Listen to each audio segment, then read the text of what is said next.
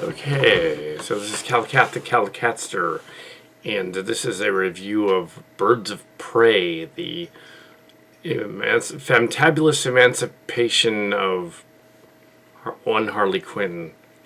Yeah. We watched just about 5 minutes of the Stone Gremlins thing here. Only up to the part where they were discussing Suicide Squad, and then they turned it off. And I decided to go right to this. Yeah. Was not an advanced screening, so I can plot spoilers. Yeah.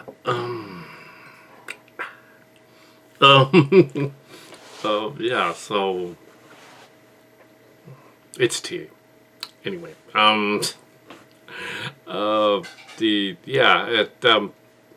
It was fine. Previews were kind of weird. I'm wondering what it is for a Fast and the Furious 9, and the Asian dude is back because the director Jason Lin, I guess, wanted him just to come back from the dead. But they've done that before in those movies, so maybe that makes sense. They couldn't get Statham and the other guy back, so they were like, they had to work around that and have Vin Diesel instead because they couldn't get The Rock. I think that's what happened. Yeah. Didn't want to work with the Epps guy. Anyway, his name is not Epps, something else. Anyway, but Toretto is it, of course. That the Mark Hart character, Toretto. You know, he's the Wolves guy. He's in the movie. He's in that series. You know, Mark's Cards does not get royalties for that, incidentally, because yeah. Well, that's his main character from The Wolves. So he's a badass car driver, just like in the movie. Anyway, let's go into, but yeah, no, they didn't. It's just a coincidence. They didn't steal it. Mako, yeah, Mako shows up. Now, if Mako showed up too, that would be like, okay, well, yeah, you're just copying it from the junior hire back in the 80s. Somehow you got a hold of it. Yeah, so Cat? No, Cat. Anyway,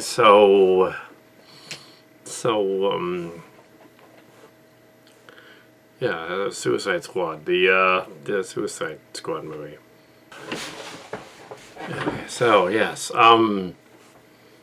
yeah, the back to the Suicide Squad movie, not Suicide Squad, the Harley Quinn movie. First of all,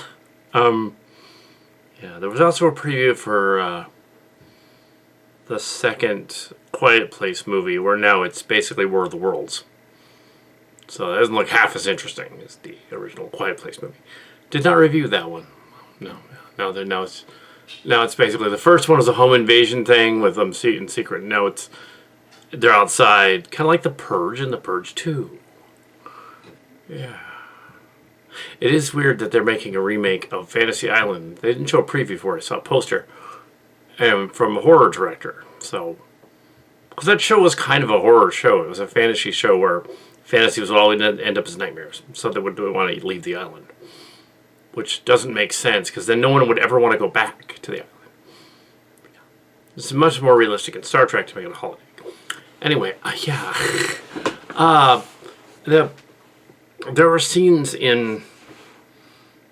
First of all, if the Birds of Prey TV show, which is based on the comic book, does not include Harley Quinn. She's not supposed to be in it, Birds of Prey. Birds of Prey is Huntress and the other two. And Canary and the cop. Yeah, Huntress and Black Canary is a mutant. So, otherwise, she's a mutant. And yeah, if you're familiar with the character, you already know. Actually, the character in Dark Knight Rises that was playing Selena Kyle should have actually been the Huntress, as Tim Cantrell pointed out. It should have been the Huntress. Makes more sense. But then they would have had to explain that, and they didn't want to do that. And one of the other previews was for a boring Ben Affleck basketball movie, similar to some of his other stuff, in which he basically is doing Rocky. He's basically the coach now for for other basketball players. It's like, really, really. Okay, the Creed and Creed 2, fine, but dude, you're Ben Affleck. You're not Stallone. No. Anyway, back to this movie. It has a lot of references to other movies, so it goes all over the place. It's a woman director. It probably has woke or whatever. Some of the people that don't like SJWs, they would not like the movie. It's female empowerment, but it does it tongue-in-cheek. If you watch the movie, it's very visual and visceral and weird and trippy, and it doesn't literally doesn't pull any punches or kicks or whatever. Margot Robbie, Unchained, because she's one of the producers of it, is able to go beyond the Suicide Squad role from Suicide Squad, which was an okay movie, and without Will Smith in this one, he's not in this one. She's able to actually do the accent like the animated one from the 90s, the Tim Ham animated series. Do the other, the other stuff. The narration, though, can be a little annoying, and I don't think it needed to be explained what was happening through some 2 or 3 flashbacks in the beginning and cut back to these other scenes. They were kind of doing a Tarantino-esque kind of thing. But as was revealed later about Tarantino and Pulp Fiction and stuff like that, and to an extent Travolta later in Gotti, but Travolta in Pulp Fiction, turns out that Tarantino simply didn't know it wasn't in order. And I think this movie suffers from the same thing. It wasn't an artsy choice in the case of Pulp Fiction. Actually, as it turns out, he just didn't know you had to make a movie somewhat linear just to follow it. I think in this case, though, they do it non-linear on purpose to make fun of it. The beginning of it is kind of non-linear. It follows some of the same beats as the Birds of Prey show, but by and large, it's its own thing. It's sort of like the Emancipation of Harley Quinn is sort of like the Harley Quinn comic book, but it shouldn't be related to Birds of Prey. This movie should be the Harley Quinn movie. Emancipation of Harley Quinn, the Harley Quinn movie, the Harley Quinn. Yeah, that comic book. I don't know why they didn't just call it that. Say, and the Birds of Prey might be in it, or something. Harley Quinn and the Birds of Prey. All right, then it would have kind of, sort of made sense. But yeah, they're not related. So I guess they can be in the retcon version when they put them together. Yeah, maybe in the New 52, they're related or something. But yeah, clearly it's after that. So I know a little DC. Thanks to some people from the coffee shop, Nick and some others. From a while back, trying to explain this movie a year ago, there were some coffee shop members trying to explain what's going on because it doesn't make sense. They're not the Birds of Prey. She's not supposed to be with them. They're different people. But yeah, in this one, I guess in terms of Hollywood, when they kind of put things together, they kind of did that with the Avengers too. So Hollywood, the Joker was your movie where it was the new Joker movie was just so completely boiled down to just basically the spooky, scary character, whereas this one just says, no, DC fun movie. We're gonna just mess with the canon all the way through and not just do the brooding Joker. This will be fun violence, splatter violence, sort of dark comedy, sort of kind of thing. Ridiculous, over-the-top fight scenes that look as though she has a stunt person doing a lot of them, because as they cut to the fight sequences and stuff, she deliberately turns away a lot, so you can't really see her face as she kicks somebody or whacks somebody or something. I'm sure they had to have at least 1 or 2 stunt doubles there. But that's fine, it's Hollywood, why not?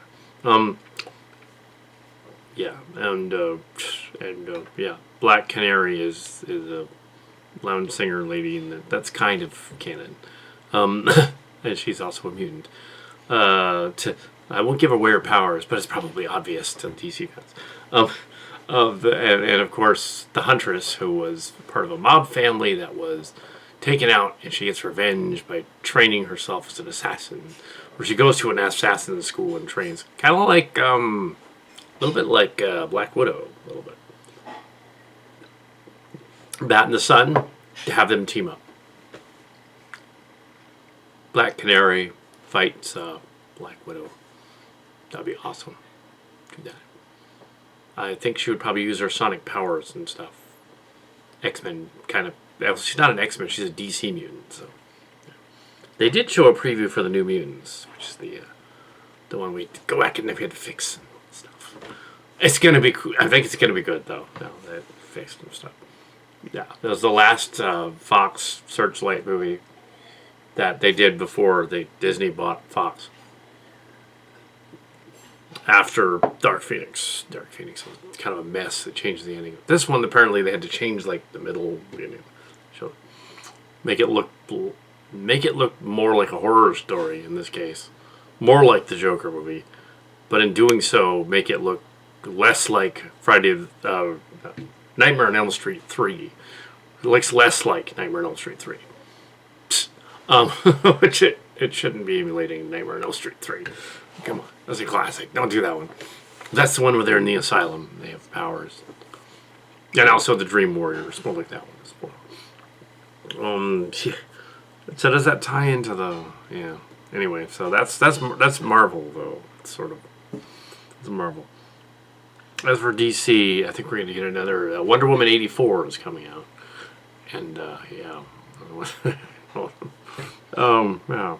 And then The Suicide Squad. And then the remake of Suicide Squad with a reboot with James Gunn. And then we go back to Marvel and do that stuff. We have so there's other things coming. But yeah, the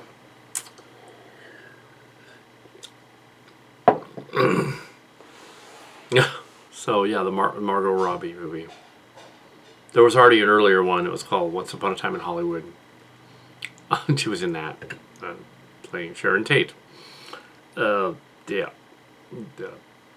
So the late actress Sharon Tate from the '60s, from the Manson story. Yeah. Anyway, so back to this one. She kind of plays in this one. She plays Harley Quinn, who is a harlequin, a crazy clown, basically, clown servant, who befriends Black Canary, who Black Canary works at this evil bad guy nightclub. The bad guy, and it is the Mask. Not the Mask Jim Carrey, but rather Black Mask, who's a white guy in this one. And Black Mask has a habit of gruesomely peeling people's faces off. So it's rather R-rated, gross, and graphic in that sense. He's essentially insane. And he also has little mask trophies around, little shrunken heads and stuff, and it explains all about that. And it explains all about zombie shrunken heads to the black lady. Probably knows what that is, because she's probably from that. Yeah, could know already. But she plays along with it. But maybe she doesn't. Maybe she's from New York and never encountered any of that. Maybe. They allude to the Harlequin needs a master, which was kind of funny, even though she's essentially playing a Ronin in this one. Or sort of a Ronin as a samurai without a master. An evil Ronin. Evil samurai. But yeah, Harlequin is kicking ass in the beginning. She is broken up with the Joker. We don't get to see the Joker, but we just get to hear some voiceovers. She's broken up with the Joker, and now everyone in Gotham wants to kill her. And there's a diamond heist that happens, and inside the diamond is the computer code somehow burned onto the diamond that can unleash the fortune from the sort of Thadi family or something. And it's on the diamond, even though that kind of doesn't make sense. But oh well, it's a comic book. The diamond changes hands, and how would she know about it except through the other people? Plot hole. She just does. Maybe word of mouth. I don't know. But other than that, Kevin Smith should like this movie. Other than that, yeah, it was fun. Critics seem to like it. It's high 80s on Rotten Tomatoes. it's a fun DC movie. Extremely cartoon violent though. Cartoon violent in that, like, they'll show like she breaks several legs and arms, snaps things, and cracks and stuff. But the gore is kept to a minimum, but there is some. It's sort of like in the dark gore. I don't know if it's probably still. I'm guessing it's still R, just because I'm not sure if it's actually R, but maybe it was. I don't know. I think it probably was. They dropped an F-bomb a few times. It's not for little kids. There was a pickpocket teenager in it, who was a little Asian girl with a cast on her arm. She's pickpocketing everything. She gets hold of the diamond. She eats it. So yeah, there are spoilers in this review. Yes. She eats it, and they spend the rest of the movie trying to get it out of her. So the bad guys want to get it out of her. They want to cut it out of her or blast it out of her or something. The birds of prey lady wants to feed her some X-Lax. So there are a canary, not canary, the other one. Yeah, canary. And the other one want to get her to poop it out. They go around in this big fight that ends in something in an old abandoned amusement park, in the finale part. I won't give away everything because you're gonna have to go and see it. But yeah, I'm just kind of running through the whole thing. It's kind of all over the place and disjointed. But yeah, sure. Birds. Yeah, yeah. So we have Harley Quinn trying to escape. We have her escaping with the girl who she rescues. There's a subplot about a cop lady who's one of the birds, who she gets kicked out off the case to find the diamond and the diamond heist and all that. They keep saying that she's like an '80s police cop person thing, even though she kind of isn't. She's kind of a procedural, like, CSI person. I'd say more than that. But they keep saying it, and it's got similarities to Cop Out in it, which is not a great movie. But it also has similarities to Lethal Weapon, so that's okay. There's not the TV show, but the movies from a while back. Or actually Lethal Weapon movies. Mel Gibson and Danny Glover in the 80s. Look it up. The first two Lethal Weapon movies were really good. The sequels were shit. Awful.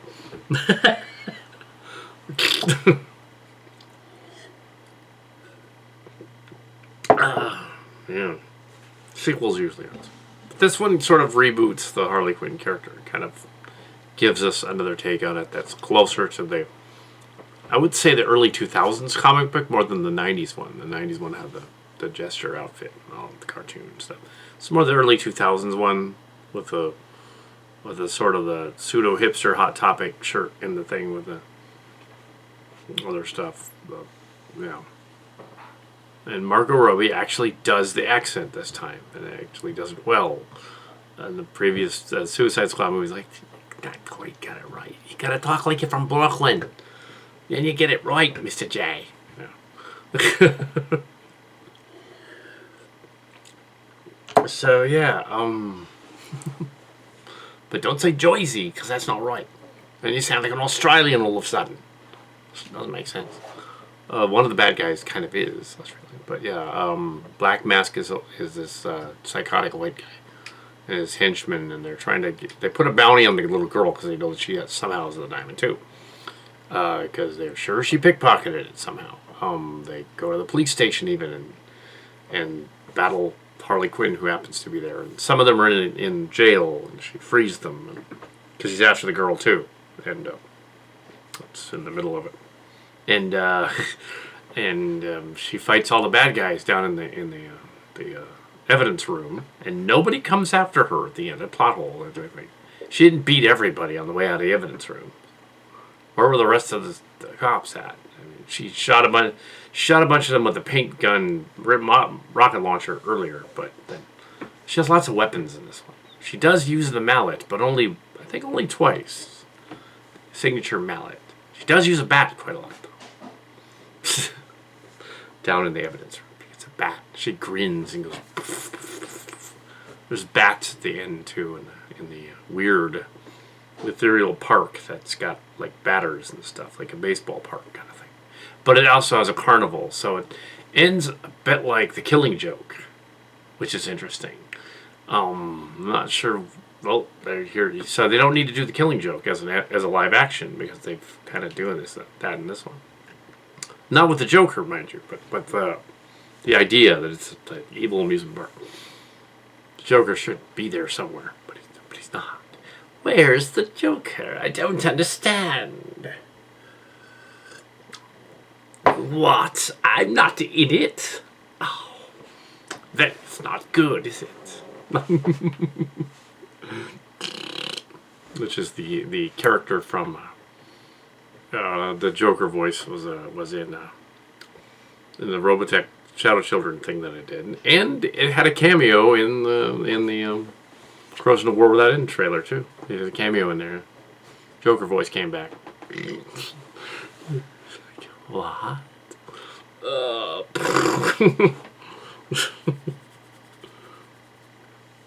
Yeah.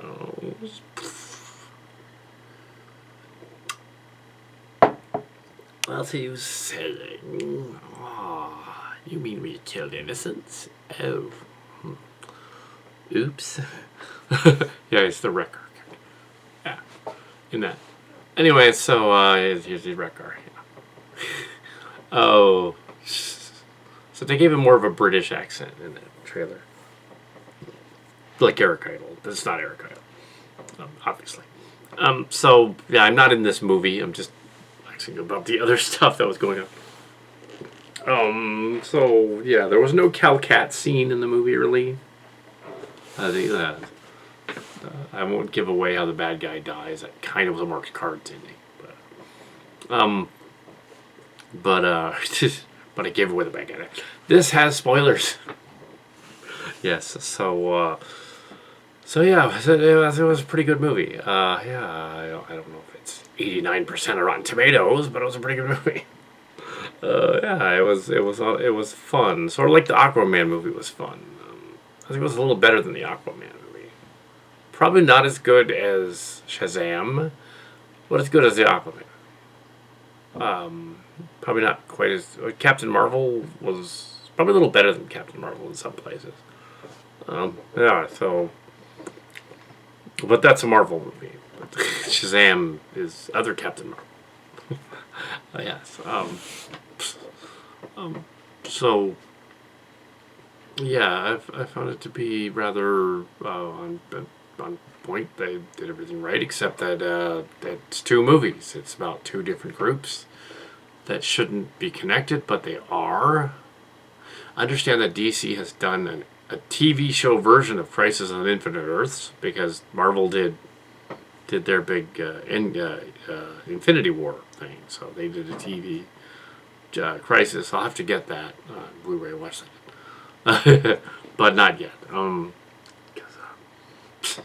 But yeah, it's a DC one. Because I understand they got a bunch of interesting cameos, including the Brandon Roth Superman. But yeah, yeah, this is DC does. It's the whole DC Marvel thing. It's like Marvel doesn't do as well with its shows. Does better with its movies. DC does better with its shows and cartoons than it does with its movies. But at this point, we have a movie that was done like one of the cartoons, so it actually works. I think that's what's going on. It's got some cartoon writers to do the movie.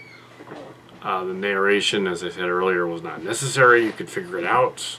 They got to explain it to you. It's a little weird.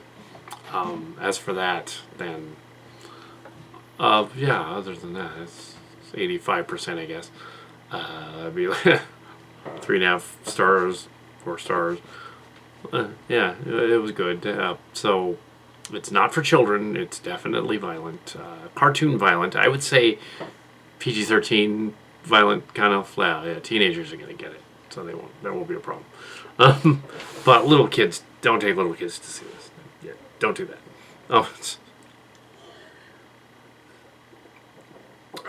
But yeah, the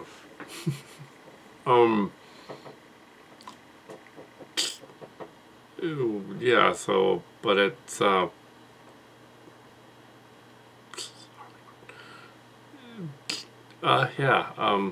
it's fine. I keep saying it's fine. I don't want to give a lot of it away, so. Anyway, watch the movie in the theaters. It just came out. And this is my review of, yeah, sort of a reboot retcon of Birds of Prey, but with a reboot retcon of Harley Quinn. And they, yeah, which this should have been called the Harley Quinn movie, and just had just Birds of Prey's underneath in the title, because yeah. They could call it Harley Quinn and Black Canary. That would make sense, because they had the most screen time. Harley Quinn and Black Canary. Could have done that. But that isn't a real thing. Maybe it is now, but I think they would be enemies, though. Anyway, yeah, because she's like basically a villain. She's not a hero. You're not rooting for her.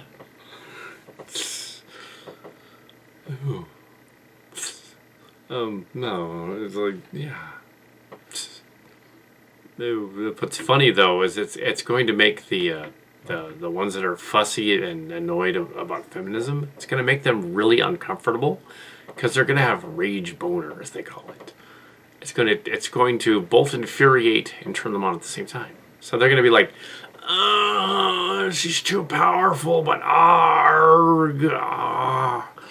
They're going to be imagining like what would happen if they were with Harley Quinn. Harley Quinn would kick their ass, but wouldn't give them the time of day, even. She's like, ow, really? Not you. Not a million years. You couldn't handle it. But yeah,